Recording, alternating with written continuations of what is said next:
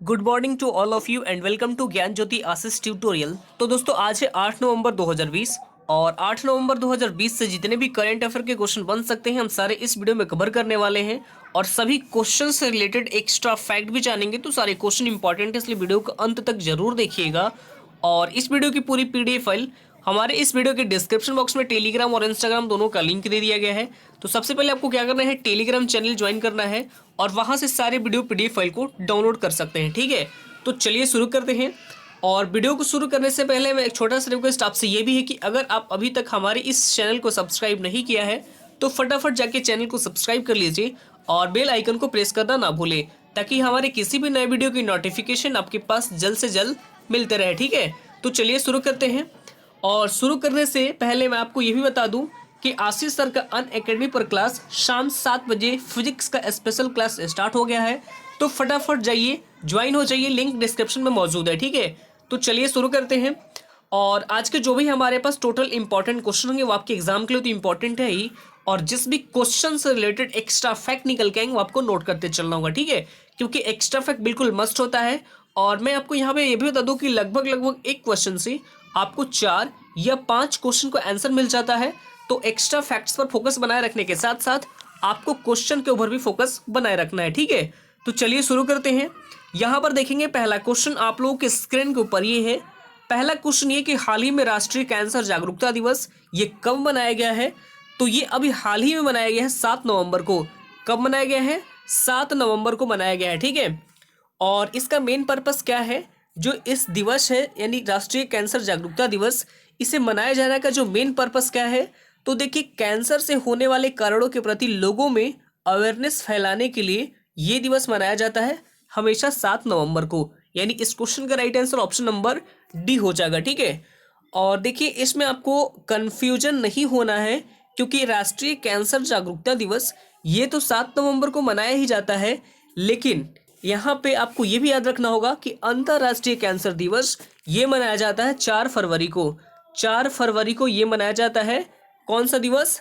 अंतर्राष्ट्रीय। ये जो राष्ट्रीय कैंसर दिवस है ये तो 7 नवंबर को मनाया जाता है, लेकिन अंतर्राष्ट्रीय कैंसर जागरूकता दिवस ये 4 फरवरी को मनाया जाता है। ठीक है, अब यहाँ पे नवंबर माह के सभी इंपॉर्टेंट डेज को डिस्कस कर लेते हैं। तो 1 नवंबर को कौन सा दिवस मनाया गया है? तो 1 नवंबर को मनाया गया है world vision day. World vision day यानी ये 1 नवंबर को मनाया गया है, जबकि वर्ल्ड वेजिटेरियन डे ये मनाया जाता है 1 अक्टूबर को। कब मनाया जाता है? 1 अक्टूबर को मनाया जाता है वर्ल्ड वेजिटेरियन डे। ये भी आपको याद रखना होगा। 2 नवंबर को मनाया गया है पत्रकारों के खिलाफ अपराधों का अंतर्राष्ट्रीय दिवस और 5 नवंबर को मनाया गया है वर्ल्ड सुनामी अवेयरनेस डे। ठीक है, वर्ल्ड सुनामी अवेयरनेस डे ये मनाया गया है आपको 5 नवंबर को। ठीक है, आगे बढ़ते हैं। हमारे पास second number question. Question number second आपके स्क्रीन के ऊपर ये है कि हाल ही में नमामि गंगे परियोजना के ब्रांड एम्बेसडर ये कौन बने हैं? तो नमामि गंगे परियोजना इसके ब्रांड एम्बेसडर अभी हाल ही में बन गए हैं चाचा चौधरी। कौन बने हैं? चाचा चौधरी। ये यानी इस क्वेश्चन का right answer option number C हो जाएगा। ठीक है, चाचा चौधरी बनाए गए हैं। ठीक है, और जिनका दिमाग जो है ये कंप्यूटर से भी तेज चलता है, चाचा चौधरी का।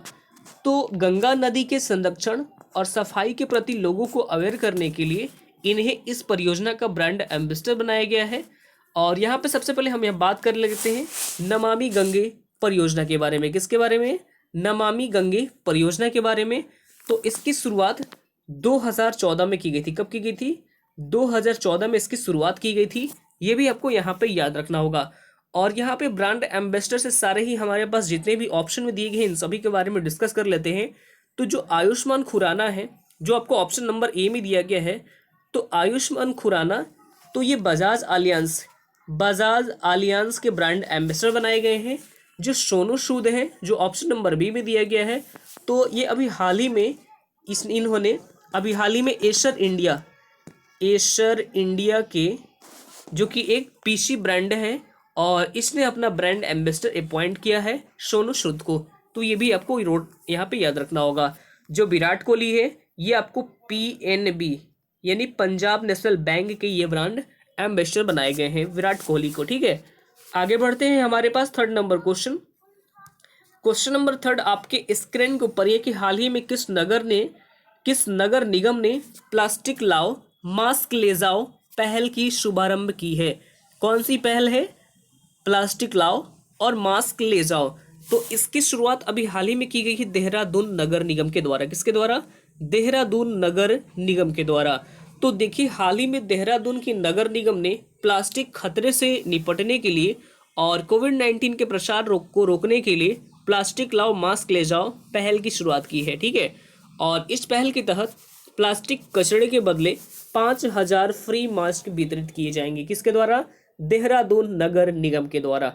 ये भी आपको यहाँ पे याद रखना होगा। अब ऐसा नहीं कि एक ही लोगों को 5,000 मास्क दिया जाएगा, नहीं, बल्कि प्लास्टिक लाओ मास्क ले जाओ, इन सभी जो भी प्लास्टिक लाएगा और मास्क ले जाएगा, ये है देहरादून नगर निगम का नियम। ठीक है, तो इसी को स्टार्ट किया गया है, यानी शुभारंभ किया गया है देहरादून के द्वारा। ठीक है, और देहरादून जो कि एक उत्तराखंड की शीतकालीन यानी कि विंटर कैपिटल है, और अभी हाल ही में उत्तराखंड की ग्रीष्मकालीन यानी कि समर कैपिटल के ये कौन है?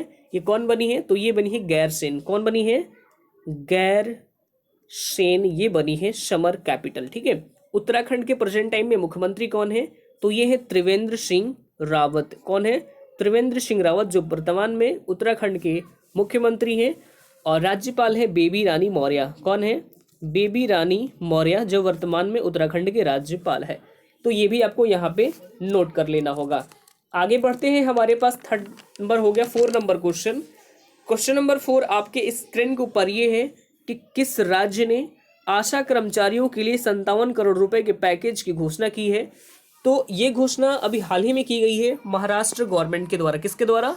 महाराष्ट्र गवर्नमेंट के द्वारा। यानी इस क्वेश्चन का right answer option number C हो जाएगा। ठीक है, तो देखिए महाराष्ट्र के जो स्वास्थ्य मंत्री हैं राजेश टोपेज, और इनके द्वारा 3 नवंबर 2020 को, कब? 3 नवंबर 2020 को ये घोषणा की गई कि जिस आशा कार्यकर्ताओं के लिए राज्य सरकार ने 57 करोड़ रुपए का आर्थिक पैकेज जारी किया है। अब यहाँ पे हम बात करते हैं सबसे पहले महाराष्ट्र के बारे में। ठीक है, तो महाराष्ट्र, इसकी कैपिटल क्या है? कैपिटल है मुंबई।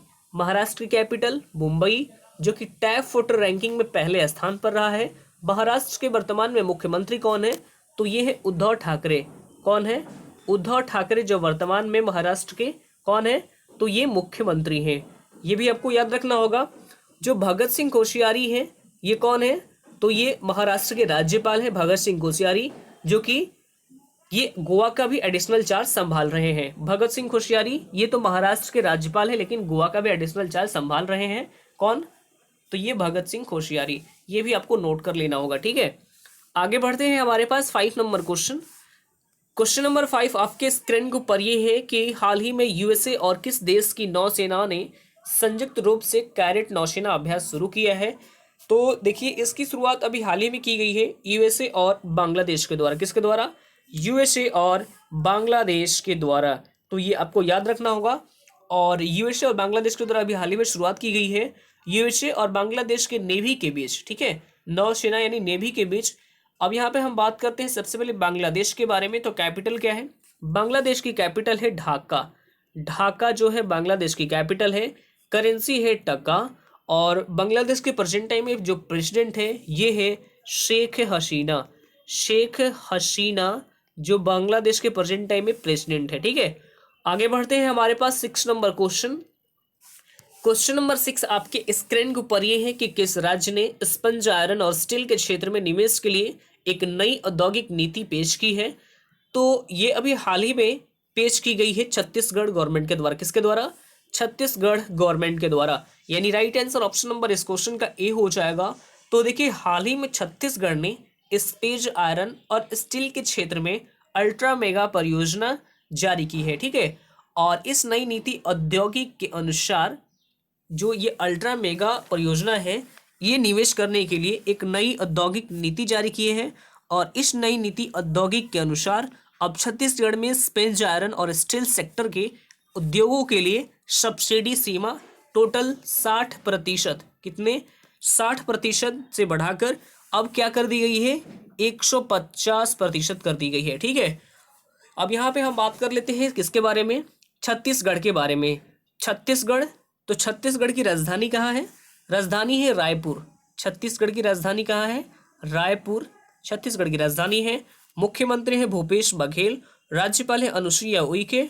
और छत्तीसगढ़ उच्च न्यायालय के मुख्य न्यायाधीश ये हैं PR राम मेनन चंद्रन। ठीक है, तो ये भी आपको नोट कर लेना होगा। आगे बढ़ते हैं, हमारे पास 7 नंबर प्रश्न।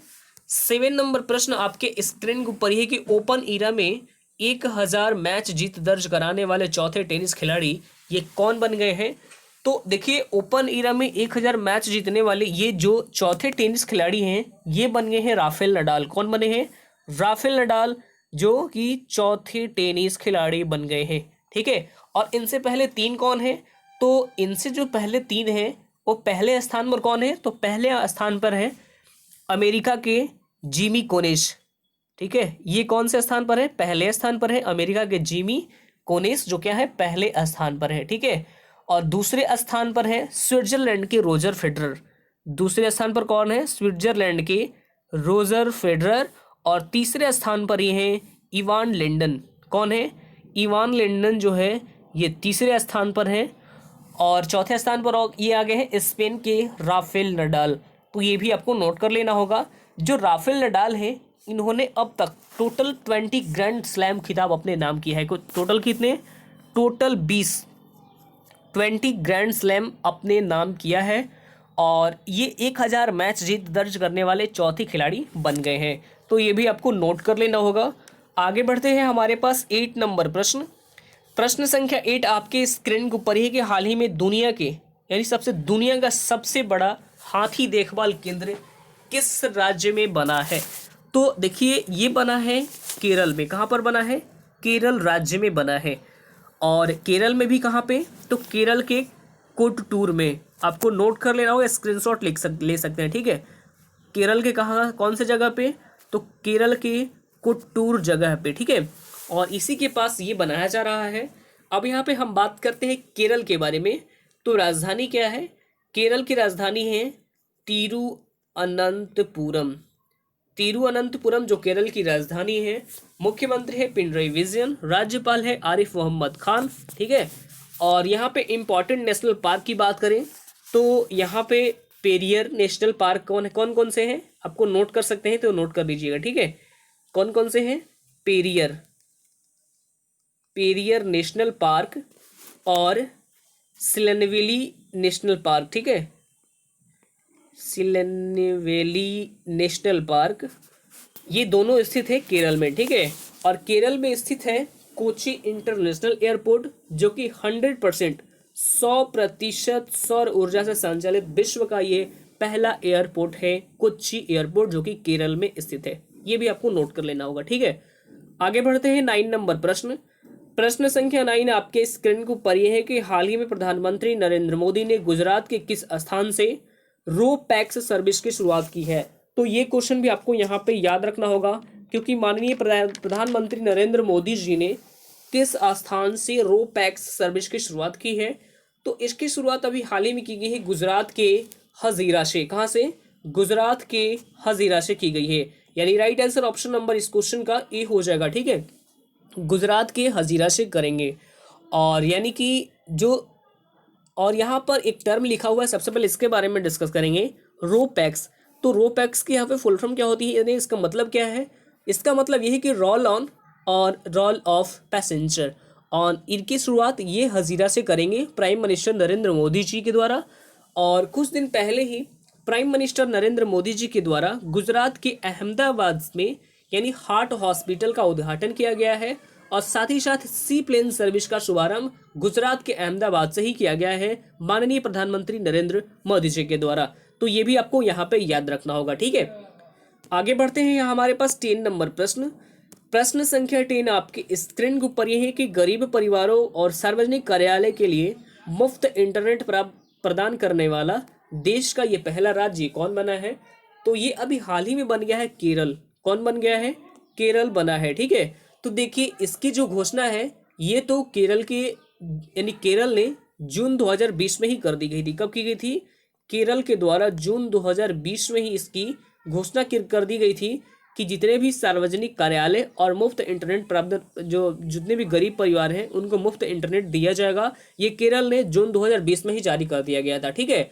लेकिन अब ये क्लियर हो चुका है कि गरीब परिवारों को और सार्वजनिक कार्यालय के लिए जो केरल है ये फ्री इंटरनेट की सुविधा यानी प्रोवाइड कराएगा। और ऐसा करने वाला ये पहला राज्य बना है, यानी देश का पहला राज्य ये केरल बन गया है जो कि गरीबों एवं परिवार को सार्वजनिक कार्यालय के लिए मुफ्त इंटरनेट प्राप्त करेगा, ठीक है। तो ये आपको याद रखना होगा। केरल के तो बारे में मैंने आपकी अभी पिछले ही क्वेश्चन में डिस्कस कर लिया है, तो अब कोई डिस्कस करने की जरूरत नहीं है, ठीक है। आगे बढ़ते हैं। हमारे पास अगला क्वेश्चन, हमारे पास कल का सवाल आ गया। कल का सवाल हमारे पास क्या है? सवाल ये है कि तमिलनाडु सरकार ने ई वाहनों पर कितनी प्रतिशत की छूट दी है, कितनी प्रतिशत कर छूट दी है। तो ये टोटल 100% की छूट दी गई थी, ठीक है। ये आपको याद रखना होगा। और आज का जो सवाल है, सवाल हमारे पास ये भी इम्पोर्टेंट है। इस सवाल ये है कि किस राज्य ने आशा कार्यकर्ताओं के लिए 57 करोड़ रुपए की पैकेज घोषणा की है।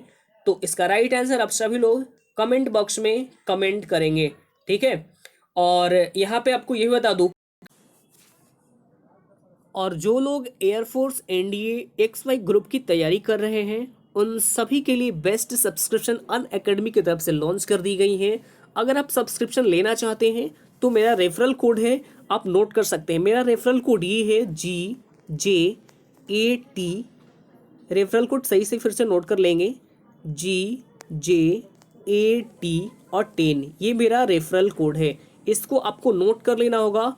और अगर आप सब्सक्रिप्शन लेना चाहते हैं, यानी आप एयरफोर्स इंडिया की तैयारी कर रहे हैं, तो आपके लिए बेस्ट सब्सक्रिप्शन जो है ये अनअकैडमी की तरफ से लॉन्च कर दी गई है, ठीक है। तो लेना चाहेंगे तो हमारा रेफरल कोड है, ये कोड जैसे यहाँ पे आपको जैसे ही इंटर करेंगे और आगे में हमारे पास प्रोसेस टू पे है, तो इस पर जैसे ही प्रोसेस टू पे करेंगे तो आपको यहाँ पे 10% का डिस्काउंट मिल जाएगा, ठीक है। 10% का डिस्काउंट कैसे मिलेगा? तो देखिए, ये जो हमारा कोर्स था ये 8,000 का कोर्स है। कितने का है? 8,000 का कोर्स था, आपको ये 7200 में मिल रहा है, 10% डिस्काउंट, ठीक है। यहाँ पे 12 मंथ का, अगर 6 मंथ का लेना चाहेंगे तो ये कोर्स आपको 6400 का था, लेकिन आपको ये 5,760 रुपये मिल जाएगा। 3 मंथ का लेना चाहेंगे तो ये 4,000 का कोर्स आपको 3600 में मिल जाएगा। अगर आप 1 मंथ का लेना चाहेंगे तो आपका ये कितने का है? 1600 का है, तो आपको 1440 रुपये मिल जाएगा, ठीक है। तो सिंपली क्या करना है, आपको यहाँ पर रेफरल कोड एंटर करना है और प्रोसेस टू पे कर देना है, तो आपको इसमें 10% का डिस्काउंट मिल जाएगा, ठीक है। रेफरल कोड फिर से आपको नोट करना हो तो कर सकते हैं। रेफरल कोड है GJAT10, ये मेरा रेफरल कोड है, ठीक है। तो आप परचेज कर सकते हैं यहाँ से, बहुत ही अच्छा है। यहाँ पे बहुत बड़े बड़े टीचर भी हैं, तो आप जाके परचेज जरूर कर लीजिएगा, ठीक है।